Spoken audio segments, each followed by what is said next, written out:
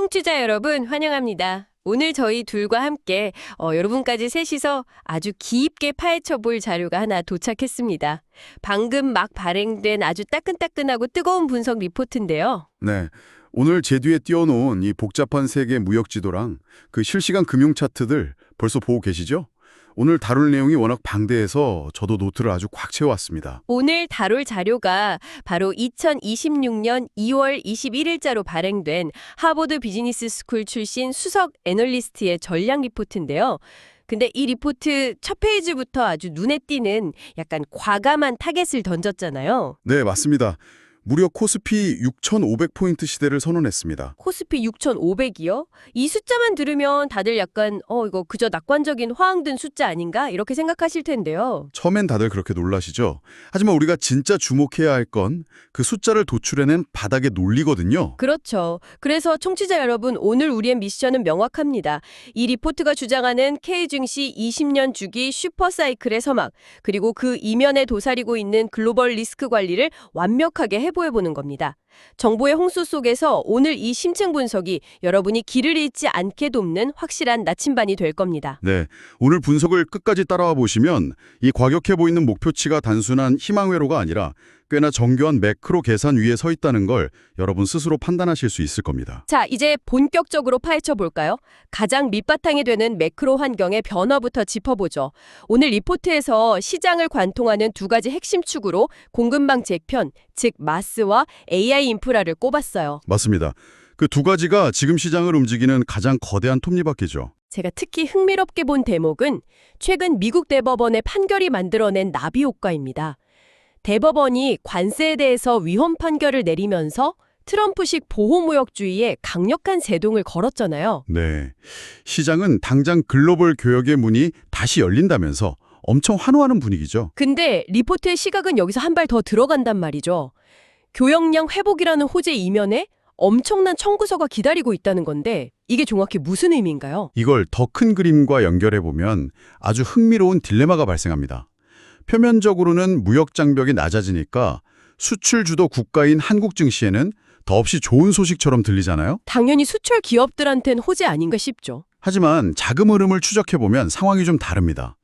대법원 위헌 판결로 인해서 미국 정부가 기업들한테 돌려줘야 할 관세 환급금 규모가 무려 2,500억 달러입니다. 2,500억 달러요? 수백조 원의 생돈이 갑자기 나가야 하는 거네요. 그렇죠. 미국 재무부 입장을 생각해 보시죠. 이 막대한 현금을 당장 조달하려면 결국 재정 적자를 감수하고 10년물 국채 발행을 대거 늘릴 수밖에 없습니다. 아, 국제 공급이 쏟아지면 채권 가격은 떨어질 거고 자연스럽게 10년물 장기 국채 금리는 위로 튀어오르는 압박을 받겠군요. 정확합니다. 금리가 오르면 밸류에이션 부담이 커지는 기술주 중심의 증시에는 상당한 압박 요인이 될 수밖에 없거든요. 그게 바로 딜레마네요. 근데 여기서 궁금한 게 생깁니다. 금리가 오르는 압박이 있는데도 애널리스트는 왜 한국 증시의 우상향을 그렇게 확신하는 걸까요?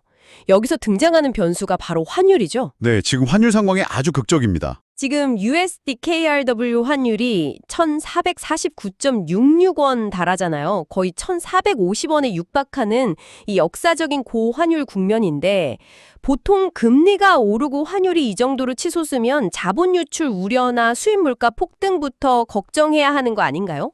과거의 교과서 적인 공식대로라면 그게 맞죠. 수입 물가에는 분명 부담입니다. 하지만 지금은 이 고환율이 특정 수출 기업들한테는 전례 없는, 그러니까 역대급 환차익을 안겨주는 실적 레버리지 구간을 만들어주고 있거든요. 환차익 레버리지요. 수출 비중이 높은 기업들한테는 그야말로 날개를 달아준 셈이네요. 맞습니다. 이걸 이해하려면 미국의 현재 펀더멘털을 봐야 하는데요. 금리 상승 압박에도 불구하고 미국 소비나 기업의 투자가 전혀 꺾이질 않고 있습니다. 소비가 견조하다는 거군요. 네, 소위 말하는 노랜딩 시나리오의 무게가 실리는 거죠. 비행기가 고도를 낮추지 않고 경제가 침체 없이 계속 날아가는 상황입니다. 미국이라는 거대한 소비 시장이 탄탄하게 버텨주는데 환율이 1,450원대다? 이건 수출 기업들, 특히 조선, 방산, 반도체 같은 기업들한테는 어닝 서프라이즈를 달성할 수밖에 없는 완벽한 판이 깔린 거네요. 완벽한 실적 부스터가 장착된 거죠. 여기서부터 진짜 흥미로워집니다. 이 완벽한 매크로 무대 위에서 본격적으로 춤을 출 주도주들, 아까 잠깐 언급하셨던 조방원 섹터 말이에요. 리포트가 코스피 6,500을 견인할 핵심 엔진으로 이 조선, 방산, 원전을 꼽았죠. 네, 시장에서 요새 조방원 열풍이 대단하잖아요. 리포트도 이 부분을 아주 무겁게 다루고 있습니다. 특히 조선업 분석 깊이가 엄청 인상적이었습니다. 미국의 조선업 재건 계획, 즉 마스카 프로젝트를 다루면서 이게 단순한 캐마가 아니라 한국 조선소들의 도크 가치를 근본적으로 재평가하는 사건이라고 짚어줬거든요. 맞습니다. 과거 조선업 슈퍼사이클은 그냥 상선을 얼마나 많이 수주하냐 이런 물량 싸움이었단 말이죠. 근데 이번 사이클은 본질이 다릅니다. 지정학적 안보자산으로서의 가치 말씀이시죠. 네. 미국이 자국 해군력 강화를 위해서 마스카 프로젝트를 가동하긴 했는데 정작 미국 안에는 대형 선박을 만들 도크 인프라나 숙련단 생태계가 이미 붕괴된 지 오래거든요. 결국 군함 건조랑 유지보수 역량을 제대로 갖춘 한국 조선소에 손을 내밀 수밖에 없는 구조라는 거네요. 그렇죠. 이 리포트가 투자자 성향별로 제시한 전략도 아주 디테일합니다. 공격적인 투자자에게는 현지 생산 능력을 미리 확보해서 장벽을 우회할 수 있는 한화오션을 추천했고요. 안정적인 투자자를 위한 픽도 있었죠. 네, 포트폴리오 안정성을 원한다면 압도적인 수주 잔고를 가진 HD현대중공업을 꼽았습니다. 특히 이 기업의 저평가된 엔진 사업부에 주목하라고 아주 날카롭게 짚어냈습니다. 선박 환경 규제가 심해질수록 이 엔진 사업부의 마진율이 엄청난 방어벽이 될 거라는 거죠. 정말 디테일하네요. 근데 이 조방원 열풍 이게 단순한 유동성 테마가 아니라는 걸 리포트가 계속 강조하더라고요. 맞아요. 이 부분을 이해하는 게 핵심입니다. 조방원 사이클의 배경에는 국가자본주의 시대로의 회귀라는 거대한 패러다임 변화가 있습니다. 국가 자본주의요? 민간 기업들끼리 원가 경쟁하는 시대가 끝났다는 건가요? 그렇죠. 각국 정부가 방산, 원전, 조선 같은 산업을 이제 국가 생존, 즉 에너지 안보와 국방력의 문제로 인식하기 시작했습니다. 그래서 천문학적인 재정을 직접 투입해서 시장을 밀어주고 있는 겁니다. 정부가 밀어주고 기업의 실적이 수주잔고로 그걸 뒷받침하니까 이건 테마주 장세가 아니라 구조적 상승장이라는 논리군요. 정확합니다. 국가 단위의 강력한 정책 자금이 바닥을 단단하게 받쳐주고 있는 거죠. 좋습니다. 그럼 우리 시장의 영원한 기둥 반도체와 AI 쪽은 어떨까요? 리포트가 삼성전자에 대해서 꽤나 도발적인 전망을 내놨던데요. 네, 엔비디아가 견조하게 지배력을 유지하는 상황에서 애널리스트는 삼성전자가 현재 극심한 저평가 상태라고 아주 강하게 주장했습니다. 글로벌 빅테크들이랑 비교했을 때 PBR 기준에서 유독 싸다는 거죠? 맞습니다. 글로벌 자본은 결국 리스크 대비 기대 수익률이 높은 곳으로 이동하잖아요. AI 가속기 수요 폭발은 이미 다 아는 사실인데 결국 키 맞추기 압력이 작용할 거란 분석입니다. 게다가 5월 말이라는 아주 구체적인 타임라인까지 제시하면서 우상향 기조가 유효하다고 전망했어요. 네, 5월 말쯤이면 지연됐던 콜테스트 통과 이슈나 파운드리 적자 축소 같은 모멘텀이 실제로 숫자로 확인될 거라고 보는 겁니다. 자, 여기까지 들으면 시장이 온통 장밋빛 랠리 같습니다.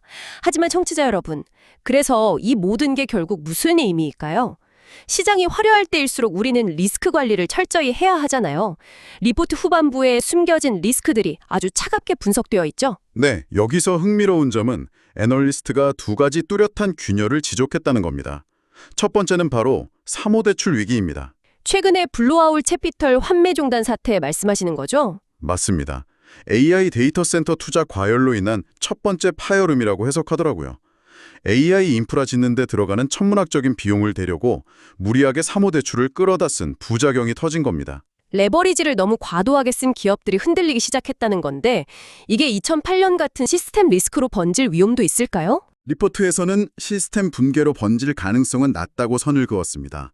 대신 청취자 여러분을 위한 아주 실질적인 조언을 건네죠. 개별 기업의 부채 비율과 현금 흐름을 반드시 점검하라는 겁니다. 펀더멘털 성장 없이 빚만 늘려서 AI 분음에 편승하려는 한계 기업들을 속아내라는 거군요. 옥석 가리기가 정말 중요해졌네요. 네. 그리고 두 번째 리스크가 더 까다롭습니다. 바로 지정학적 긴장인데요. 3월 초에 미국의 대이란 제한적 공격 가능성을 비중 있게 다뤘습니다. 아, 청취자 여러분, 저희는 이 과정에서 양국의 정치적 입장이나 이념에 대해서는 절대 치우치지 않고 어떠한 판단도 내리지 않습니다. 철저하게 리포트에 명시된 팩트와 시장에 미칠 영향력만 객관적으로 전달해 드린다는 점 꼭 기억해 주시고요. 네. 철저히 시장 관점에서만 보자면 만약 이 제한적 공격이 현실화될 경우 WTI 유가가 66불 선에서 엄청난 변동성을 보일 수 있다고 애널리스트는 전망했습니다. 지정학적 마찰로 유가가 튀어오르면 아까 얘기했던 국채 금리 상승 압박이랑 겹치면서 증시에 상당한 타격이 올 텐데요. 방어 전략이 있나요? 그래서 포트폴리오의 해지 수단으로 에너지 섹터, 그리고 앞서 강조했던 방산 섹터를 적극 활용하라고 조언하고 있습니다. 위기 시에 자금이 도피하는 곳을 미리 선점하라는 거죠. 공략과 방어의 밸런스를 그렇게 맞추라는 거군요. 자, 그럼 실전으로 들어가 보죠. 수석 애널리스트가 제시한 아주 구체적인 트레이딩 액션 플랜이 궁금합니다. 당장 전일 야간 선물이 엄청나게 올랐잖아요. 네, 2.11% 급등해서 877.7로 마감했죠. 엄청난 롱 포지션이 유입됐습니다. 그럼 월요일 코스피 개장할 때 당연히 갭상승 출발할 텐데 이때 개인 투자자들은 마음이 엄청 급해지거든요. 포모에 휩싸이기 딱 좋은 장이죠. 하지만 리포트의 조언은 아주 단호합니다. 우상향 롱 바이어스는 유지하되 절대 아침에 추격 매수하지 말라는 겁니다. 급등할 때 따라붙지 말라는 뜻이네요. 네, 아무리 강세장이어도 차익 실현 매물이 나오는 눌림목 구간이 반드시 오니까 그 눌림목에 대응하라는 게 핵심 실전 전략입니다. 포트폴리오 관리 측면에서도 아주 중요한 원칙을 제시했죠. 현금 비중에 대한 얘기요. 맞습니다. 삼성전자나 SK하이닉스 같은 주도주 비중은 꽉 쥐고 가되 계좌에 항상 5에서 10% 정도의 현금은 반드시 보유하라고 강조했습니다. 아까 말한 사모대출 이슈나 지정학적 리스크 때문에 시장이 발작을 일으킬 때 그 현금으로 우량주를 바닥에서 주워 담으라는 거군요. 정확합니다. 그리고 자금의 이동 경로, 즉 섹터 로테이션 전력도 눈여겨봐야 합니다. 지금까진 AI 하드웨어 쪽에 돈이 다 몰렸잖아요. 네.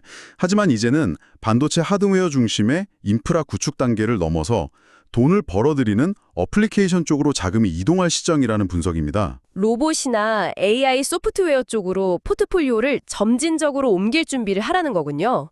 지형 변화를 미리 읽는 게 중요하겠네요. 그렇죠. 그리고 마지막으로 아주 뼈아픈 조언이 하나 더 있습니다. 냉철한 손절 원칙인데요. 아, 리프트에서 이수페타시스 같은 종목을 실명으로 거론했죠. 네. 고점을 치고 완전히 역배열로 꺾인 종목들은 기술적 반등이 나올 때 과감히 교체하라는 겁니다. 구조적으로 랠리를 달리는 주도주들이 있는데 추세가 무너진 종목에 돈을 묶어두는 것 자체가 강세장에서는 너무 큰 기회비용이라는 거죠. 맞습니다. 손가락 자라는 고통이 따르겠지만 지금은 주도주로 갈아타야 할 시점이라는 냉정한 분석입니다. 자, 오늘 정말 숨가쁘게 달려왔습니다. 청취자 여러분, 오늘 짚어본 정보들을 한번 종합해볼까요? 코스피 6,500포인트 시대, 이 과감한 타겟은 단순한 낙관론이나 유동성 거품이 아니었습니다. 관세 환급금 딜레마 속에서도 1,450원대 고환율을 지렛대로 삼는 수출 기업들, 그리고 국가 자본주의 패러다임 속에서 강력한 정책 지원을 받는 조방원 섹터의 힘이었죠. 네, 거기에 저평가된 반도체 밸류에이션 매력까지 더해진 결과입니다. 결국 20년 만에 찾아온 이 슈퍼사이클의 본질은 실적과 수주 잔고라는 데이터에 기반하고 있습니다. 리포트에 이 격언이 뇌리에 깊게 박히네요. 조급함을 버리고 실적과 수주 잔고가 증명하는 종목에 편승하라. 청취자 여러분도 노이즈에 흔들리지 마시고 숫자가 보여주는 이 거대한 파도에 올라타시길 바랍니다. 오늘 리포트를 쭉 훑어보면서 이 대목에서 중요한 질문을 하나 던지게 되는데요. 어떤 화두인가요? 오늘 우리가 심층적으로 논의한 조방원 슈퍼사이클의 강력한 동력은 결국 각국 정부가 주도하는 국가 자본주의와 거대한 정책 자금입니다. 그렇다면 만약에 글로벌 정치 지형이 급변해서 이러한 정부의 막대한 재정 지원이 갑자기 끊기거나 방향을 완전히 바꾼다면 어떻게 될까요? 정말 치명적인 리스크가 될 수 있겠네요. 네, 국가의 그 보이지 않는 손이 사라진 후에도 과연 이 기업들이 가진 증명된 실적이 지금과 같은 6,500포인트의 구조적 상승을 홀로 버텨낼 수 있을지 청취자 여러분도 방송을 끄신 후에 이 내구성에 대해서 한번 깊이 고민해 보시기 바랍니다. 화려한 실적 이면에 깔린 국가 주도 시스템이라는 구조적 전제까지 입체적으로 고민해보게 만드는 아주 날카로운 질문이네요. 청취자 여러분, 오늘 저희가 함께 나눈 이 심층 분석이 여러분의 포트폴리오를 지키고 키우는 아주 유익한 무기가 되었기를 바랍니다. 저희는 다음 시간에도 시장을 꿰뚫는 예리한 자료와 함께 다시 돌아오겠습니다. 함께 해주셔서 감사합니다. 좋아요, 구독 부탁드립니다. 감사합니다.